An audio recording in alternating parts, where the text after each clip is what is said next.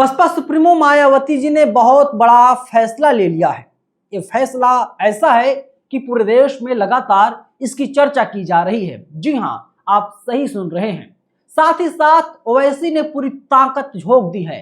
किसी भी प्रकार से बहन जी से उनकी एक बातचीत हो जाए, मुलाकात हो जाए, और उस मुलाकात में वे चाहेंगे कि बसपा से एमआईएम का गठबंधन हो जाए, यानी उत्तर प्रदेश में जय भीम और जय मीम चलाना चाहते हैं।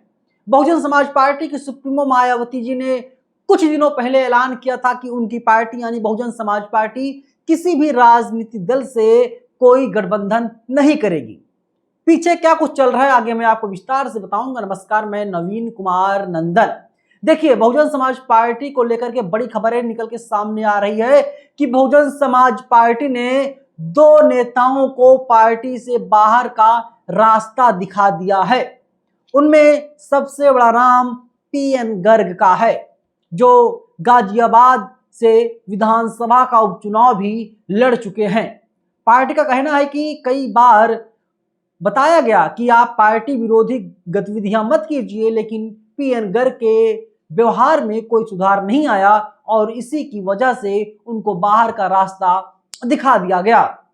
और एक और है, पूर्व मंडल प्रभारी रवि जाटव को भी निष्कासित कर दिया गया है, यानी बसपा से आउट कर दिया गया है। नई दुनिया इस पर खबर लिखता है कि बसपा ने पूर्व मंडल प्रभारी रवि जाटव के खिलाफ भी कार्रवाई करते हुए उन्हें पार्टी से निष्कासित कर दिया है। पिछले कुछ महीनों से पार्टी में निष्कासन और पुनर्बहाली को लेकर के चर्चाएं हो रही थी। बीते 4 महीनों में बसपा 5 नेताओं को पार्टी से बाहर कर चुकी है।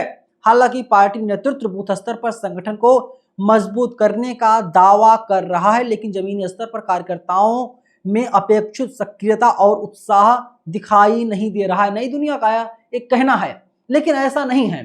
दरअसल दोस्तों क्या है कि बहुजन समाज पार्टी लगातार लोगों को अंदर भी एंट्री दिला रही है, पार्टी में ले भी रही है, लेकिन जो नेता पार्टी के नियमों को तोड़ता है उसके ऊपर बहुजन समाज पार्टी की मुखिया मायावती जी, जो अलग अलग जो डिस्ट्रिक्ट हैं, जनपद हैं, उनके जिला अध्यक्षों से कह करके उन लोगों को पार्टी से बाहर का रास्ता दिखा देती है। अभी मैंने कुछ दिन पहले आपको खबर दिखाई थी कि बहुजन समाज पार्टी किस प्रकार से लगातार मेहनत कर रही है। चलिए, अगर हम बात कर लेते हैं उत्तराखंड की। उत्तराखंड में बसपा ने 2022 में 2 सीटें जीती थी, लक्सर और मंगलौर की। वोट शेयर बसपा का लगभग 5% था। और आप उत्तर प्रदेश की बात कर लीजिए, बसपा के पास पहले से एक विधायक उमा शंकर सिंह तो हैं ही। इसके साथ ही साथ तमाम नेताओं को पार्टी अब अपने अंदर ले रही है, यानी कि आओ भैया बसपा में आप लोगों का बहुत स्वागत है। और मायावती जी जो है वो सपने सजो रही हैं कि किसी भी प्रकार से उत्तर प्रदेश में वे 5वीं बार मुख्यमंत्री बन सके।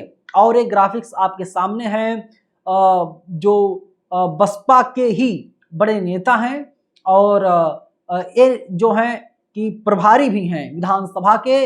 इन्होंने देखिए पोस्टर शेयर किया बाकायदा। इन्होंने कहा कि बहुजन समाज पार्टी 2027 के चुनाव में 226 सीटों पर जीत दर्ज करने जा रही है।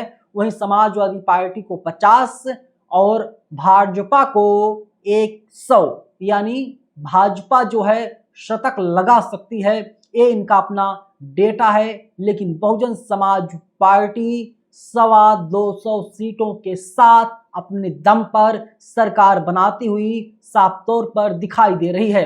ये इनका अपना दावा है। 226 सीटें बहुजन समाज पार्टी को देने का काम कर रहे हैं। लेकिन जब कुछ दिनों पहले मैंने बहुजन समाज पार्टी के ही कुछ नेताओं से बातचीत किया था, उन लोगों ने कहा था कि हम लोग 300 पार यानी 350 के आसपास रहेंगे, हम लोग उस पर काम कर रहे हैं।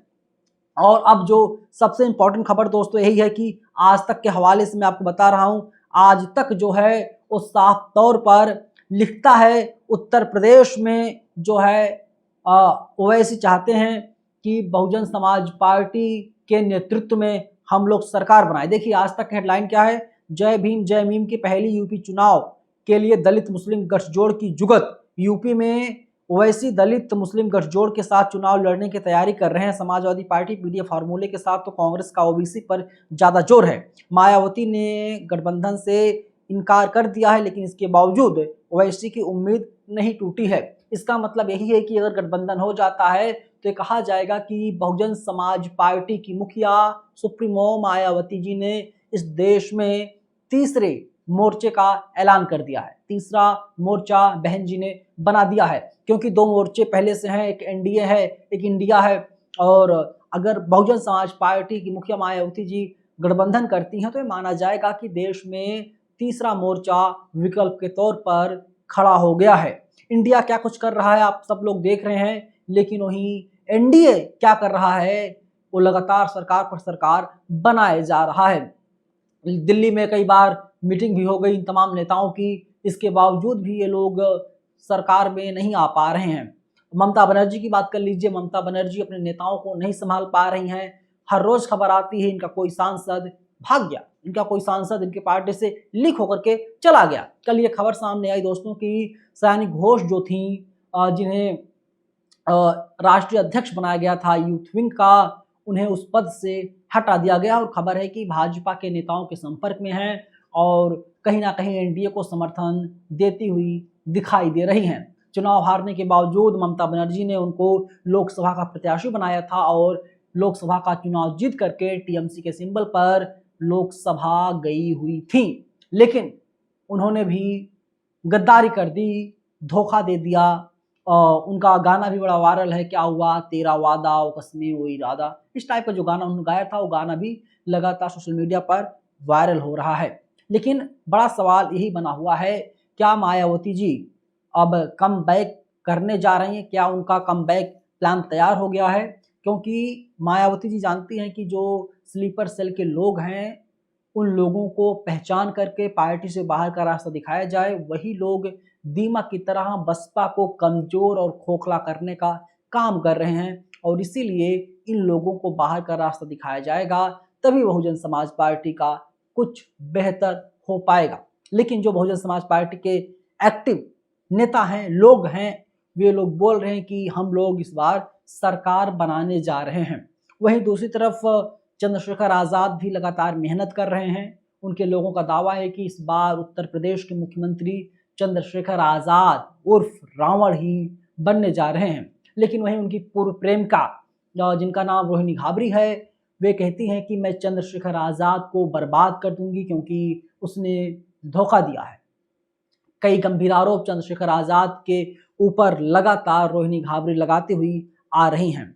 अब मायावती जी के सामने चुनौती है, क्योंकि कई राज्यों में 2027 में विधानसभा के चुनाव होने हैं, तो बहुजन समाज पार्टी कहां कहां कितनी मजबूती के साथ चुनाव लड़ेगी।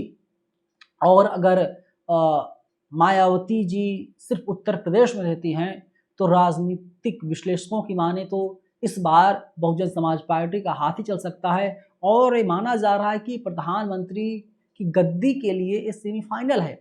27 में जो जीतेगा वही दिल्ली पर राज करेगा।